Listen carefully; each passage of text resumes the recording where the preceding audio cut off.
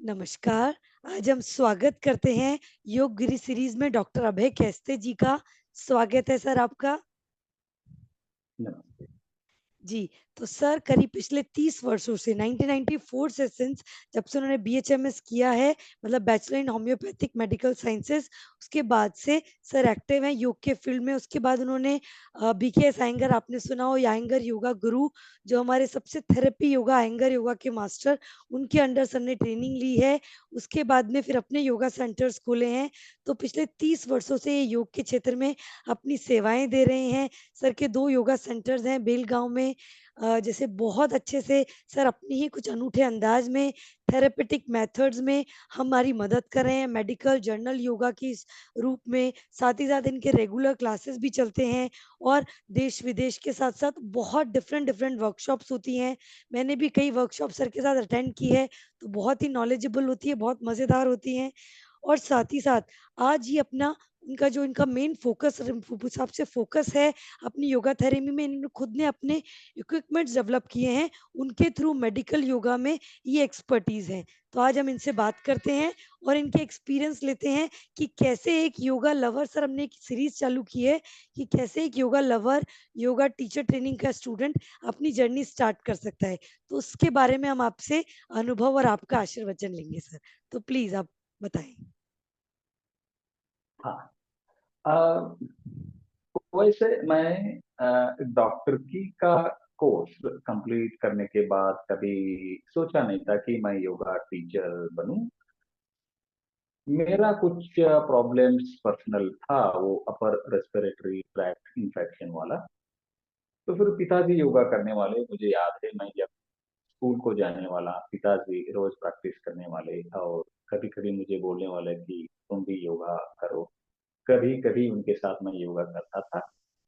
और जब मेरा ये प्रॉब्लम चालू हो गया, जैसे ही मेरा मेडिकल खत्म हो गई, तो फिर पिताजी के गाइडेंस के हिसाब से मैं पूना को गया और सोचा था सिर्फ कितना 1, 2 या 3 महीने के लिए वहाँ ठहरूं, या जो भी मेरा प्रॉब्लम है उसके लिए योगा सीखूं।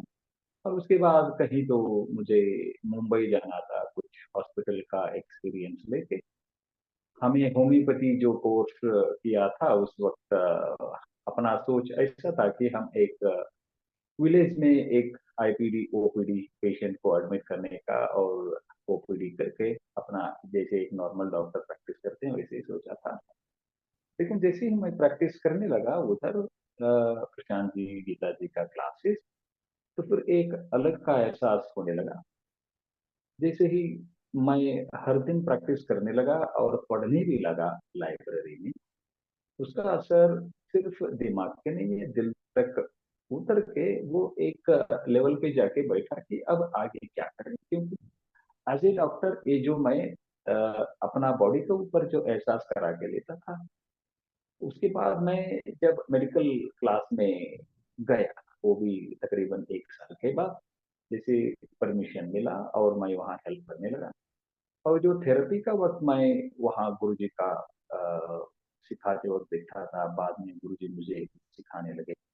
उस वक़्त बहुत कुछ ऐसा प्लान आने लगी कि ये एक ऐसा थेरेपी है कि ऑलरेडी मुझे एनाटॉमी, फिजियोलॉजी, पैथोलॉजी जो भी एक ट्रीटमेंट का बैकग्राउंड चाहिए मेरे पास है। और मैं सोचने लगा कि ऐसे एक हल्का-सा जर्नी मैं चालू कर दिया। इट्स नॉट डेफिनिटली कॉन्फिडेंट कि मैं योगा टीचिंग ही एक मेरा प्रोफेशन समझूँ। तो अपना सिटी कर्नाटक बेलगाम में मैं चालू किया और उसका असर अच्छा पड़ने लगा। वैसे मैं इवन रेंटल भी वो प्रीमाइसेस में था, ऐसे गवर्नमेंट प्रीमाइसेस में चालू किया था और लोगों को अच्छा लगने लगा। तो जैसे ही उनको अच्छा लगने लगा या मैं ट्रीटमेंट लोगों को देने लगा, इवन घर को भी जाके ट्रीटमेंट देने लगा, रिजल्ट मिलने लगा, तो फिर उसके बाद मैं सोचने लगा कि भाई अब कुछ इसको ही एज ए प्रोफेशन पकड़ के हमारा जर्नी चालू रखें। तो गुरुजी को मैं लेटर लिखने लगा, गुरुजी मुझे आंसर देने वाले। एंड देन ये सिलसिला चलने लगा कि मैं यहाँ योगा सिखाऊं, फिर वापस बार बार पूना को जाऊं, गुरुजी को मिलूं, लाइब्रेरी में पढ़ूं और अपना मेडिकल जो चलता रहता है पुणे में वहाँ अटेंड करता था। तो फिर गुरुजी के गाइडेंस मिलने लगा और मुझे करेज भी मिलने लगा। और हर बार जब मेरा डिफिकल्टीज आते थे मैं लिखता था, और मुझे अच्छा गुरुजी गाइडेंस देने वाले हैं। तो फिर ये ऐसा करते करते ये बस ऐसे ही कुछ सिचुएशन ऐसे हो गए कि कुछ पेशेंट्स वो फॉरेन कंट्री में काम करते थे, और हेल्थ इश्यूज था उनका। हेल्थ इश्यूज कैसे ही जैसे उनका हेल्थ इश्यू में इम्प्रूवमेंट आने लगा, वो सोचने लगे कि हमें एक योगा सेंटर चालू कर। तो फिर ऐसा दो योगा सेंटर्स हो गए, एक है भाग्यनगर में और एक है सदाशिव नगर में। बढ़िया, बहुत और बढ़िया। आई एम सो हैप्पी दैट वैसे डॉक्टर होते हुए मैं कहीं तो एक विलेज में प्रैक्टिस करने वाला था, अभी मैं एक तकरीबन एक सिटी में प्रैक्टिस कर रहा हूँ और योगा थेरेपी कर रहा हूँ। और गुरु जी के गाइडेंस के हिसाब से मैं सब करता रहता हूँ। और आजकल इतना योगा का एक्टिविटी चल रहा है कि जी, योगा का रियली एक सपोर्ट सभी को चाहिए, वो पेशेंट समझो या कोई टीचर समझो या इवन रॉ स्टूडेंट्स जो आते हैं पूछते हैं। तो फिर I am so happy under the guidance of Guru ji, I would like to work as an Iyengar yoga teacher to serve बहुत द पीपल। बहुत बढ़िया सर। बहुत अच्छी रही आपकी जर्नी, और आप गुरुजी के संपर्क में इतना अच्छे से रहे तो बहुत अच्छा लग रहा है हमको भी आपसे मिलकर कि गुरुजी के लिए बहुत उस हिसाब से। तो सर आप जैसे आपने योगा की जर्नी जब शुरू की तो आप तो बहुत अच्छे रहे कि आप गुरुजी के पूरा आशीर्वचन, आपको रेगुलर गुरुजी के टच में रहते थे। तो भी आपको कुछ तो चैलेंजेस फील होते होंगे सर। आजकल तो जैसे आपने कहा कि योगा की मार्केटिंग ऑलरेडी हो चुकी है, लेकिन जब आपने शुरुआत की थी, जब योगा के बारे में बहुत कम लोग जानते थे, तो आपने कैसे शुरुआत की और कैसे वो चैलेंजेस भी आपको कुछ आए होंगे? तो अगर आप हमारे योगा स्टूडेंट्स को बता पाएँ कि क्या-क्या चैलेंजेस फील किए और कैसे उनसे ओवरकम किया आपने सर? हाँ डेफिनेटली, क्योंकि उस वक्त रामदेव जी का भी प्रभाव तभी नहीं पड़ा था और योगा का उतना प्रचार नहीं। तो मुझे क्लास जब मैं लेता था लोगों को, ये उतना जो रिजल्ट उनको मिलना चाहिए समझिए, या वो ज्यादा तकलीफ लेने वाले नहीं थे, इसलिए उतना ग्रोथ हो नहीं सका एज ए जनरल क्लास। तो फिर मुझे सोचना पड़ा एज ए डॉक्टर कि अभी आगे कैसे करे। तो फिर ज्यादा मैं पेशेंट का ऊपर सोचने लगा कि हर एक जो भी प्रॉब्लम रहता था पर्सनली सिखाने लगा, और डेफिनेटली वो बेल्ट रो तो जो स्टिकी मैट्स यूज करना है उसको करते करते जैसे रिजल्ट मिलने लगा, उनको बहुत अच्छा लगने लगा। लेकिन जैसे एक डॉक्टर ऑलवेज सोचता है कि हमारा ग्रोथ होना चाहिए, ज्यादा पेशेंट देखना चाहिए, हर कोई डॉक्टर 50 100 200 पेशेंट देखता है। तो हार्डली मैं तकरीबन 2 घंटे में मैं 5 6 पेशेंट देखने वाला, और ये इतना लेबर काम रहता है कि फाइनली एग्जर्शन होने वाला है। तो देन आई स्टार्टेड थिंकिंग कि ऐसे कुछ मुझे करना चाहिए कि लोगों को सिखाने के बाद खुद आके यहाँ प्रैक्टिस करके जो भी आसनास प्रॉपरली करना चाहिए वो खुद करना चाहिए, और उनका ट्रीटमेंट खुद करा के लेना चाहिए। तो फिर ये धीरे धीरे एक सोच रोज मैं प्रैक्टिकल का रूप में करने के लिए कोशिश किया। लकड़ी का ऊपर प्रयोग किया, उसके बाद पाइप स्ट्रक्चर अब ऑलरेडी एक ऐसा इंस्ट्रूमेंट बन चुका है, और जगह जगह पे मैं कोशिश कर रहा हूँ ऑलरेडी। कुछ ताइवान में कोशिश किया था, और चाइना में ऑलरेडी लेके गया हूँ, और स्लोवेनिया में भी मैं लेके गया हूँ, और इधर भी जयपुर दिल्ली बेलगांव कोल्हापुर भोपाल ऐसे जगह जगह पे ये इंस्ट्रूमेंट लगा के मैं जो अभी ये प्रोसेस कर रहा हूँ, जैसे कि मैं जाता हूँ सिखाता हूँ, कोई असिस्टेंट वहाँ रहते हैं उनको ट्रेनिंग देता हूँ। प्रैक्टिकली वो इंस्ट्रूमेंट का एडजस्टमेंट इतना मोबाइल, और it has its own uniqueness liquidity कि इतना फास्ट एडजस्ट होती है पेशेंट को जो जरूरत है वो जी। आसन कि वो बहुत ही गुरुजी का कला, और ये जो इंस्ट्रूमेंट का सम्मेलन इतना अच्छा हो रहा है कि लोगों को बहुत ही अच्छा रिजल्ट मिलता ही जा रहा है। And this I want to make it more and more wider as people are coming across me and asking कि आगे ऐसे ही जब लोग पूछेंगे मैं ऐसा ही प्रोग्रेस करता रहूँ। बहुत बढ़िया सर। और आप टेक्नोलॉजी के साथ भी ग्रो किए, सबसे बड़ी बात है। क्योंकि हम योग में कई बार हमारे साथ ऐसा होता है कि हम कहीं न कहीं चीज़ों को पीछे लेके रहते हैं, नहीं हम साथ में जो नई चीज़ें हैं, नई इन्वेंशन है, तो आप अपडेटेड रहते हैं। तो बड़ा अच्छा लगता है कि आप नई-नई चीज़ों को इन्वेंट भी कर रहे हैं और टेक्नोलॉजी के साथ भी जुड़ रहे हैं। जैसे हम ऑनलाइन ही थ्रू आपने इतनी सारी क्लासेस की, हमको भी नॉलेज मिल रहा है आपसे, तो ये ऑनलाइन ही है कि हम इतनी दूर बैठे भी आपसे कनेक्ट कर पा रहे हैं। तो how blessed we feel to have you sir. अच्छा सर, एक चीज और, कि how you feel being a yoga professional. आपने तो होम्योपैथी छोड़कर, एक पूरा मेडिकल प्रोफेशन छोड़कर, आप इस योगा को एज ए प्रोफेशनल जर्नी में स्टार्ट किया है। सो हाउ यू फील, कि how you can each day जो मोटिवेशन होता है, वो आपका क्या मोटिवेशन होता है सर, हम आपसे जानना चाहेंगे। I'm so lucky to be a doctor and one of the young ANGR yoga teacher when I started. हाँ, पहले जब शुरुआत किया था उस वक़्त बहुत ही कन्फ्यूज़न था कि डॉक्टर होते हुए अभी ये क्या कर रहा हूँ? इवन घर में मम्मी-पापा भी बोलने वाले कि आगे कैसे करें?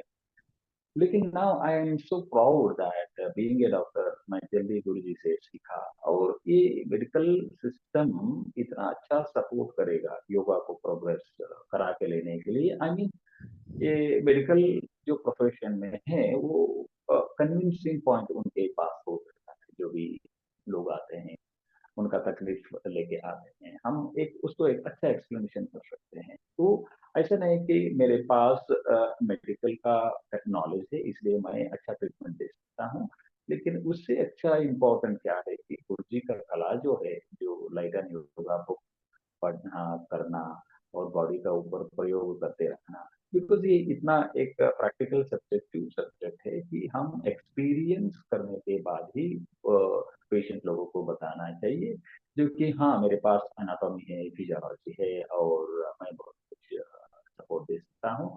तो फिर इसमें दोनों है। Definitely because of anatomy, physiology जो भी मैं पढ़ा हूँ, सीखा हूँ, वो सभी पिक्चर्स मेरे सामने आते हैं जब मैं प्रैक्टिस करता हूँ। तो फिर ये साइंस को एक सपोर्ट समझ के मेन योगा कला को वो जो अभी सिखाने का या लोगों को ट्रीटमेंट देते बोला बहुत ही अच्छा सपोर्ट मिलता ही जा रहा है। तो फिर I am so happy that ये दोनों का सपोर्ट बहुत ही इम्पोर्टेंट है एक पेशेंट को अच्छा रिजल्ट देने के लिए। ये जो मेडिकल एक्सप्लेनेशन कर रहा हूँ ये और ये uniqueness of Guruji the biggest Iyengar और the genuine hatha yoga I can say कि ये I'm happy that initially it started with some dilemma, but now it's a wonderful combination. Being a doctor, learning under the master BPS, and now I'm so happy serving this unique art because योग तो आपको आज you are also a teacher आपको मालूम है कि ये सिर्फ एलिमेंट्स को के दायरे से नहीं देखता मतलब जी जो भी एक बैकएक नहीं हम देखते बैकएक के पीछे उनका साइकोलॉजी देखते हैं उनका स्ट्रेस रिलेटेड एक्टिविटीज हम देखते हैं मतलब क्या प्रोफेशन में है। तो फिर जब उनको ट्रीटमेंट दिया जाएगा वो हम सभी प्लेन का ऊपर काम करते हैं उनका ब्लड सर्कुलेशन फिजियोलॉजिकल लेवल क्या होना चाहिए उनका साइकोलॉजी इंप्रूव करने के लिए कुछ आसना प्राणायाम उनका जो भी एक फिजिकल डिफॉर्मिटी है वो तो करना चाहिए जैसे कभी कभी लोग पूछते हैं कि योग और फिजियोथेरेपी के बीच में क्या डिफरेंस। जी तो फिर मैं इतना बताता हूँ कि योग में ये फिजियोथेरेपी एक स्मॉल यूनिट है क्योंकि जैसे फिजियोथेरेपी नाम ही है कि ये फिजिकल बॉडी का ऊपर काम करना है मतलब एनाटॉमी को ज्यादा प्रायोरिटी लेके काम करना है। और योग एक ऐसा है कि जिस जैसे टीचर का एबिलिटी बढ़ता ही जाएगा तो हर एक व्यक्ति को ऐसा समझ के ट्रीटमेंट देते हैं कि उनका साइकोलॉजी से भी हम शुरुआत करते हैं या फिजियोलॉजी जो ब्लड सर्कुलेशन या लंग्स ओपन करना या प्राणायाम से उनको ट्रीटमेंट देना। एंड जो भी हमारा जो टारगेट है पेशेंट जो आया है उनका है physical problem back arthritis cervical spondylosis उनको तो हम ट्रीटमेंट करते ही जी, हैं। जी, जी, बिल्कुल सही कह रहे हैं सर। तो ये बड़ा अच्छा लगता है कि हम अगर एनाटॉमी, फिजियोलॉजी सब समझ के ट्रीटमेंट करते हैं, तो वो और इफेक्टिवली होता है। और योग क्योंकि मेंटल लेवल पर भी है, तो प्राणायाम के थ्रू और आप उनको पूरे एक होलिस्टिक अप्रोच दे सकते हैं कि physical, holistic mental, approach. Social, spiritual हर तरीके से होलिस्टिक हेल्थ उनको रहे। और आप ये दे रहे हैं सोसाइटी को, ऑनलाइन भी ऑफलाइन भी, तो ये बहुत अच्छा लगता है सर। अच्छा, एक सवाल था सर, जैसे आपने शुरुआत की, तो एक कोई योगा स्टूडेंट है जो शुरुआत करना चाहता है बीइंग अ योगा प्रोफेशनल, तो आप कैसे उसको सजेशन देंगे कि how he can start her वो हिज जर्नी, कि कैसे वो शुरू करे? जैसे वो योग प्रैक्टिस कर रहा है, तो प्लीज आप उनको गाइड कीजिए।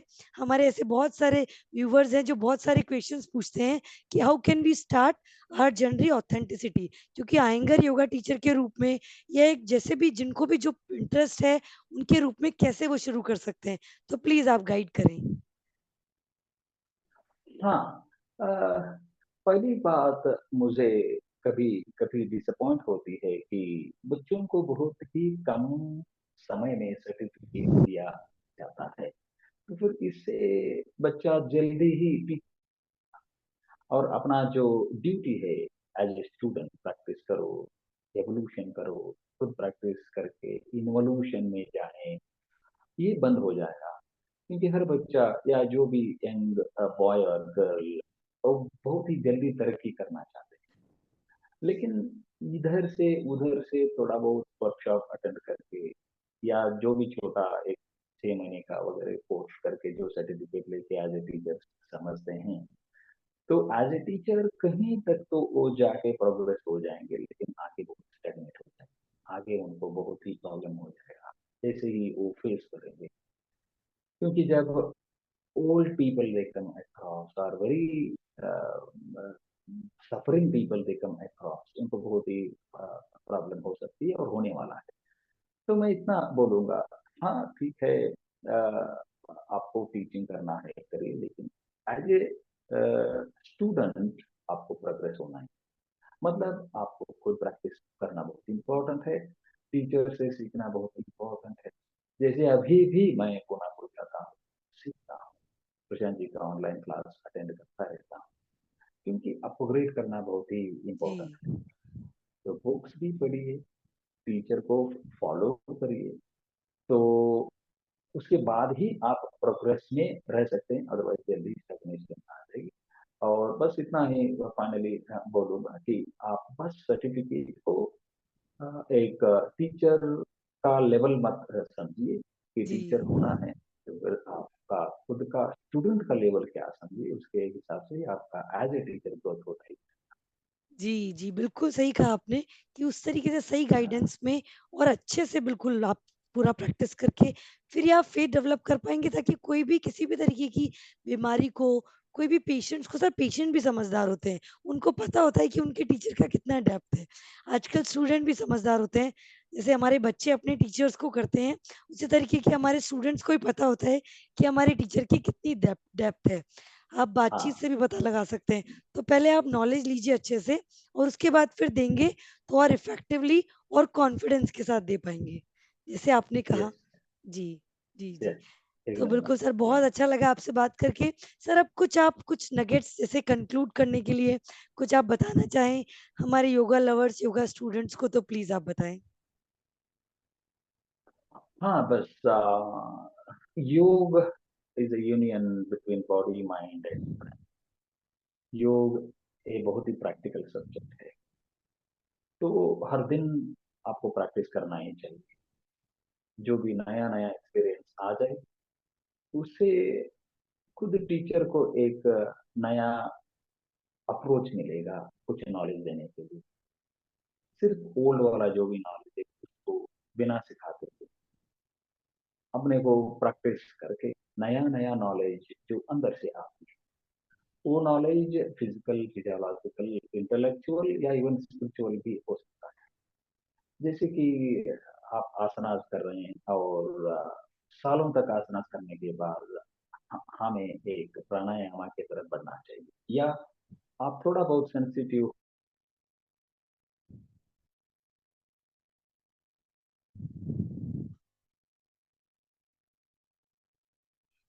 का लेवल आ जाएगा। वैसा ही एक फूल मैं बोलता हूँ ये है आसनास एंड फल जो है प्राणायाम। तो फिर प्रैक्टिस करते करते प्राणायाम का लेवल अपने हमें समझ में आ जाएगी। देन उस वक्त हमें प्राणायाम करते करते उसका भी प्रैक्टिस करें।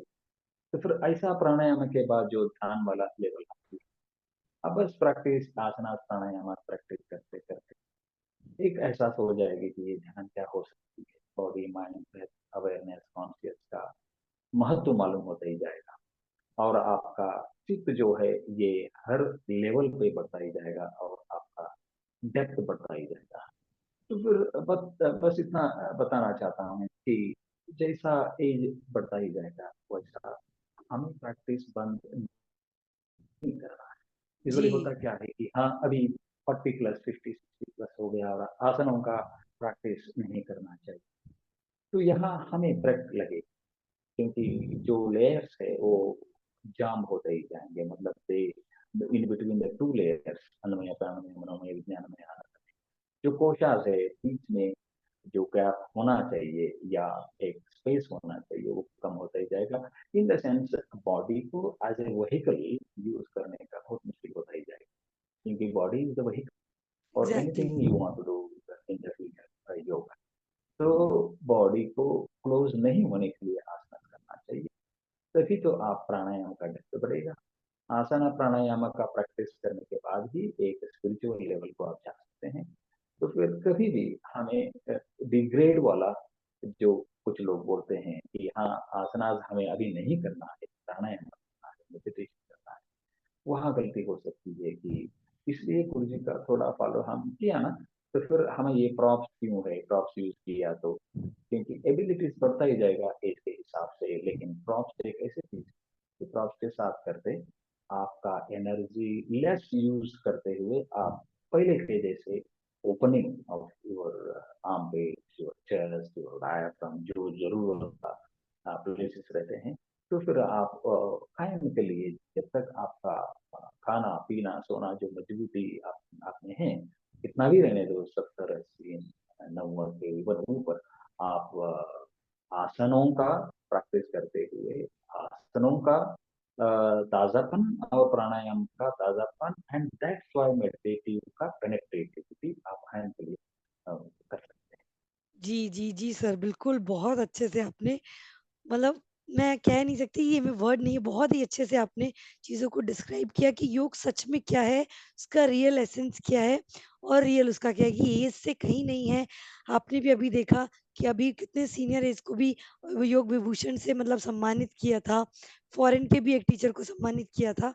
तो age is like numbers for yoga और प्रॉप से और ईज़ी हो जाता है आपको सब तरीके के एडवांस आसन आप किसी भी एज में कर सकते हैं।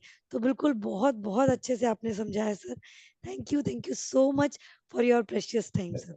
थैंक यू सो या मच। या थैंक यू।